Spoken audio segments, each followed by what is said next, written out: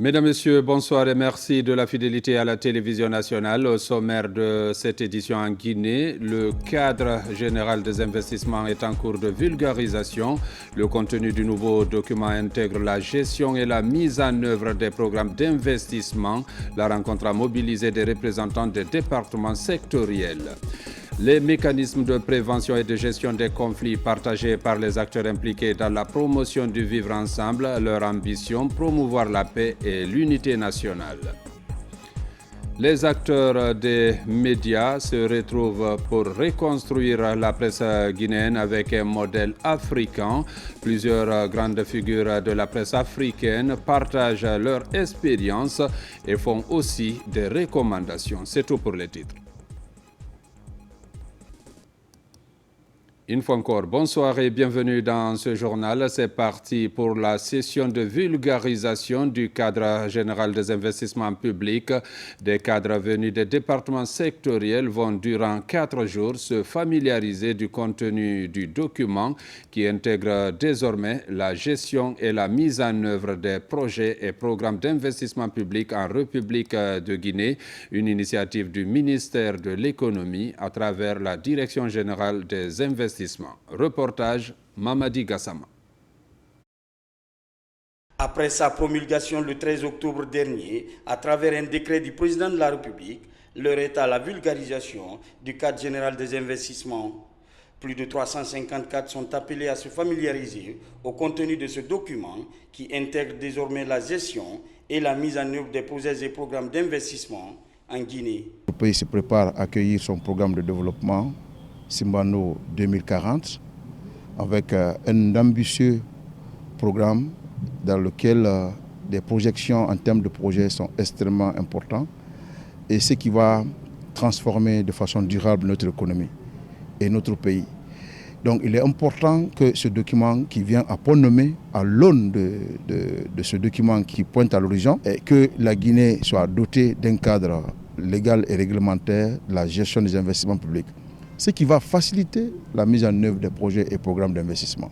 4 modules focalisent les débats. Il s'agit entre autres de la conception des projets et programmes d'investissement public, la programmation, budgétisation des dépenses, suivi et évaluation des projets et programmes d'investissement public. C'est sous le leadership du général, le président Mamadi Doumbouya, que nous avions pu signer cet important document qui, en tout cas, nous enlève dans une situation d'impasse ou de vide juridique. Parce que la vision du président, c'est justement cette gouvernance vertueuse, c'est cette gouvernance bâtie sur les normes et les standards internationaux. Et donc, ce cas d'investissement est une illustration parfaite de la volonté politique de M. le Président, de la volonté politique de M. le Premier ministre. Ces sessions de formation seront également élargies aux structures déconcentrées. La mise en œuvre sera assurée par le cadre du ministère de l'Économie et des Finances. L'Académie des sciences de Guinée, considérée comme le forum scientifique le plus élevé du pays au cœur de l'évolution scientifique, les membres de cette institution ont tenu une rencontre extraordinaire récemment sur les préoccupations du moment liées au développement socio-économique du pays à travers l'émission d'un avis aux autorités. D'autres points ont été également marqués. Les détails avec Mariam Kamara. L'aide au développement mondial en général et en Afrique en particulier change de donne depuis un certain temps. Beaucoup de projets se retrouvent sans financement. La Guinée se doit d'avoir une stratégie autonome et résiliente face à cette situation. L'Académie des sciences de Guinée s'auto-saisit pour émettre un avis sur la question, comme le lui confère son attribution liée à celui d'assurer un rôle d'expertise et de conseil. C'est le tout premier au compte de l'année 2025 et le deuxième depuis sa création. L'Académie des sciences de Guinée a cru devoir organiser cette séance. C'est une séance particulière. Quand on voit un peu ce qui se passe dans le monde et des problèmes qui sont quelquefois ignorés soit par la population, soit par même nos responsables. Donc il faut évidemment sensibiliser, alerter sur ce genre de problème. Nous avons l'habitude de rencontrer des difficultés en Guinée et nous avons aussi l'habitude de les surmonter. Et c'est pour cette raison donc qu'on a également cru devoir faire un avis par rapport à cette situation. L'Académie des sciences de Guinée a pour rôle d'alerter, de conseiller, mais aussi de proposer aux institutions publiques et privées des démarches, réponses aux difficultés que rencontre le pays. Et aujourd'hui, c'était la présentation de la dernière mouture à laquelle nous avons travaillé au niveau du Collège des sciences juridiques et économiques. Et nous sommes très heureux que cet avis ait été accepté et validé et qui va être publié très prochainement et transmis aux autorités, les plus hautes autorités de notre pays. Un autre point abordé lors de cette rencontre est l'examen et la validation du manuel de procédure administrative. Objectif, définir un cadre formel pour une bonne planification budgétaire, régissant ainsi le fonctionnement de l'Académie des sciences de Guinée. L'Académie, dans ces derniers temps, bénéficie d'une certaine subvention de la part de l'État. Et dans les procédures, si tu reçois l'argent de l'État, tu dois pouvoir justifier. Nous devons répondre à la Cour des comptes. Par conséquent, il faut avoir un manuel de procédure qui règle la gestion administrative et financière. C'est ce document-là qu'on a aujourd'hui exposé, ça a été validé. La rencontre s'est clôturée sur la présentation de 2 récipiendaires du prix international Christophe Mérieux pour leur contribution à l'amélioration du système sanitaire du pays. Les gestionnaires des ressources financières et matérielles désirées, DPE et DCE, sont réunis à Conakry pour un renforcement de capacité. Pendant 5 jours, ils se pencheront sur différentes thématiques en lien avec les procédures de gestion budgétaire. Reportage Diarra Diallo, Adama Elsa Traoré. Renforcer les compétences des cadres reste une priorité pour le ministère de l'enseignement préuniversitaire et de l'alphabétisation. C'est dans cette dynamique qu'une formation est lancée à l'intention des responsables en charge des ressources financières et matérielles des structures déconcentrées du département. Cet atelier permet de leur fournir un outil nécessaire d'une meilleure planification sur la gestion budgétaire. Pendant 5 jours, les participants vont se pencher sur plusieurs thématiques liées à la gestion budgétaire et administrative. Je tiens à rappeler qu'une meilleure gestion de notre système éducatif repose sur un personnel qualifié, engagé, patriote et compétent qui agit en tout temps et en toutes circonstances avec professionnalisme, aussi bien au niveau central que déconcentré. J'exhorte les participants que vous êtes à porter toute votre attention sur le déroulement des travaux de cette formation afin de tirer davantage profit pour une meilleure gestion des dépenses publiques. Fournir les outils nécessaires pour une meilleure maîtrise des finances publiques, qualifier davantage le personnel sur les pratiques de bonne gestion et promouvoir la culture de l'évaluation et la performance. Et puis l'université de Nzérékoré ne cesse de poursuivre son élan de réforme et de modernisation. Après d'importantes réformes structurelles mises en œuvre, le rectorat affiche clairement sa volonté d'améliorer la mobilité du personnel enseignant.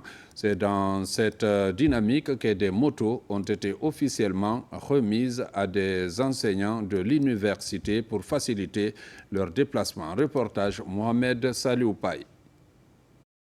Cette cérémonie de remise de motos aux enseignants pour leur mobilité a été également marquée par la présentation des médailles remportées par l'Université de Nzérékoré aux derniers Jeux universitaires organisés à Kindia. Ces distinctions, fruits des efforts et de l'engagement des étudiants dans différentes disciplines sportives, témoignent du dynamisme de la vie universitaire et du rayonnement croissant de l'institution. Sincèrement, de satisfaction, de joie totale immense. Et je dis grand merci à monsieur le recteur pour nous avoir, n'est-ce pas, offert ces bijoux, ces cadeaux pour permettre, n'est-ce pas, de s'améliorer un peu plus dans notre travail. Cette remise s'inscrit dans le cadre de l'amélioration continue du cadre de travail et d'enseignement de nos anciens chercheurs. Tout ceci conformément à la stratégie de qualification de notre ministère de l'Enseignement supérieur et de la Recherche scientifique, soutenu par le chef de l'État, Mamadi Doumbouya. Ce temple du savoir qui a mobilisé du beau monde a permis aux nouveaux fonctionnaires récemment intégrés à la fonction publique d'exprimer leur reconnaissance au gouvernement, aux autorités administratives ainsi qu'aux représentants syndicaux pour leur soutien inestimable dans la promotion de l'excellence au sein de l'université. Au nom des 26 nouveaux engagés de l'université Je tiens à remercier chaleureusement tout le personnel de l'Université de Zérékoré, en général et en particulier la section syndicale pour la défense de nos dossiers jusqu'à l'engagement à la fonction publique.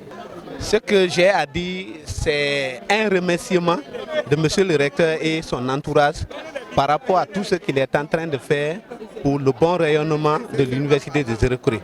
Aussi, on l'encourage à ce que vraiment cette dotation soit continuelle. À travers ces innovations, l'Université de Zérékoré continue ainsi de tracer la voie d'un enseignement supérieur inclusif, performant et résolument tourné vers l'excellence. Et puis, un rapport sur l'identification et l'écriture des bonnes pratiques et savoirs locaux respectueux des droits vient d'être présenté. L'étude menée a mis l'accent sur les voies et moyens pour la prévention et la gestion des conflits pour une réconciliation nationale. L'initiative est financée conjointement par le système des Nations Unies et le gouvernement. Reportage Mohamed Lamine Kamara. Depuis plusieurs mois, le gouvernement et le système des Nations Unies pour le développement PNUD sont dans une synergie d'action pour mettre en place des mécanismes de prévention et de gestion des conflits. Pour réussir le pari, un projet de recherche a été mis en œuvre. L'étude menée sur le terrain s'est interrogée sur la manière dont les sociétés guinéennes intègrent les principes proches de ceux inscrits dans la Déclaration universelle des droits de l'homme, notamment la situation des conflits. À Conakry, le rapport issu de cette recherche est présenté aux acteurs impliqués dans le processus. C'est un document qui a fait la cartographie des conflits de toutes les natures, avec toutes les composantes sociales de notre pays. Nous avons fouillé dans toutes les 4 régions pour trouver les bonnes pratiques qui ont permis de résoudre les conflits et de maintenir la quiétude et la paix durable dans notre société. Il faut aller dans une logique de renforcement de ce fonds et de sa pérennisation. Quand on sait l'impact sur nos populations, d'avoir par exemple des conseils communaux pour les femmes et les filles. Cette enquête réalisée à l'échelle nationale a également touché l'ensemble des facteurs de conflit, des stratégies de réconciliation, d'apaisement et de réparation. Cette étude sera la base sur laquelle nous allons échanger avec les coordinations régionales, les entités religieuses, pour parapher un protocole d'entente entre les communautés guinéennes, pour qu'en Guinée, on puisse avoir au-delà des protocoles traditionnels non écrits, un protocole formel de cohésion sociale et de vivre ensemble. Ce rapport de recherche met aussi en lumière l'existence des pratiques locales qui pourraient renforcer la cohésion sociale et les droits humains. Ce projet réalisé avec des résultats probants devrait servir de moyen pour l'État guinéen d'affiner ses mesures pour une réconciliation nationale en Guinée. Dans l'actualité encore, la Haute Autorité de la Communication a organisé un forum d'envergure nationale sur l'avenir de la presse guinéenne.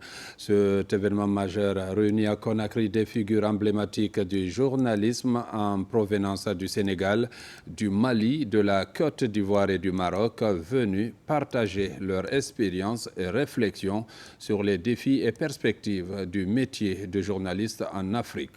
Reportage Maïmouna Beladialou, Mohamed Mpati Kamara.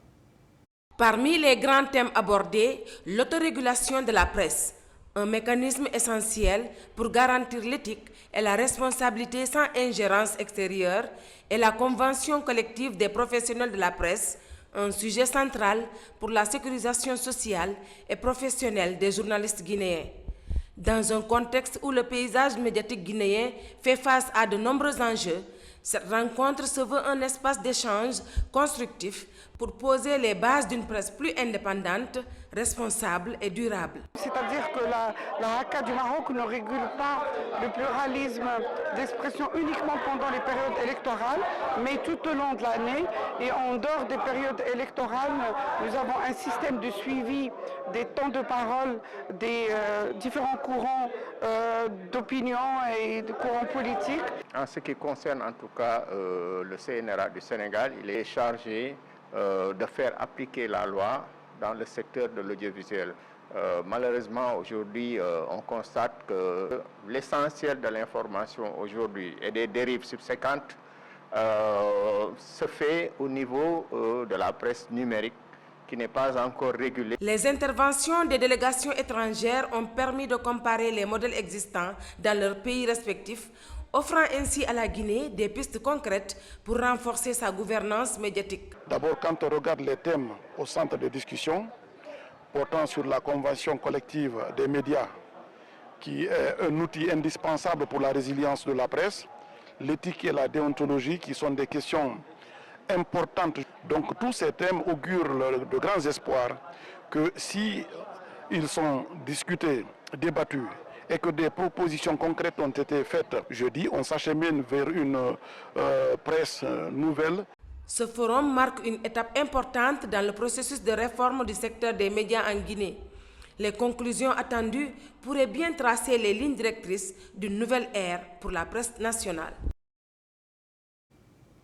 Une mission conjointe service de diffusion et de l'inspection générale du ministère de l'Information et de la Communication vient de séjourner à Farana. La mission a procédé à l'installation du directeur régional de l'information avant de visiter le centre de diffusion de la radio et de la télévision. Reportage Kabafodé. Dans la région administrative de Farana, le nouveau directeur régional de l'information et de la communication est enfin installé. Nommé au mois de mars dernier par un décret du chef de l'État, Sam Malik Kamara doit désormais veiller à la matérialisation de la politique du gouvernement dans la gestion de la communication et de l'information dans la région de Farana. Monsieur le directeur régional, votre nomination à cette fonction témoigne de la confiance placée en vous par son Excellence, Monsieur le Président de la République, chef de l'État, le général d'armée, Mamadi Doumbouya, sur proposition de Monsieur le ministre de l'Information et de la Communication. Elle représente l'opportunité de partager des savoir-faire, de garantir la continuité de nos actions et d'assurer un travail harmonieux entre Monsieur le directeur et les acteurs du secteur de l'information et de la communication. La communication, aujourd'hui plus que jamais, joue un rôle central dans la gouvernance, la cohésion sociale, la promotion du développement local et la transparence de l'action publique. Dans un monde dominé par l'instantanéité de l'information, nous avons besoin d'une communication régionale forte. À ce titre, le directeur régional doit dorénavant suivre et évaluer les projets et programmes du ministère dans la région et contribuer au rayonnement des initiatives présidentielles et gouvernementales. Un défi que le promu compte relever avec le concours de ses collaborateurs.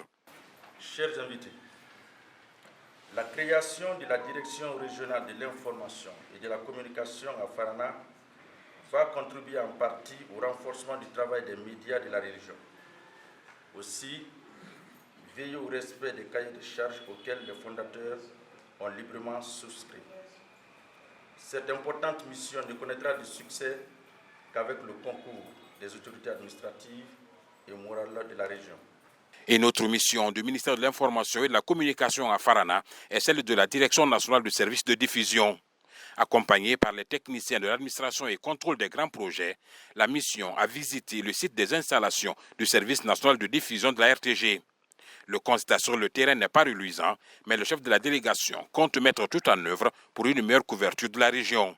Le constat est alarmant parce que vu l'état des équipements et l'installation, la mise à la terre et tout ça, donc cela veut dire qu'il y a beaucoup plus à faire pour la relance des services de diffusion, des sites de diffusion déjà à l'intérieur du pays.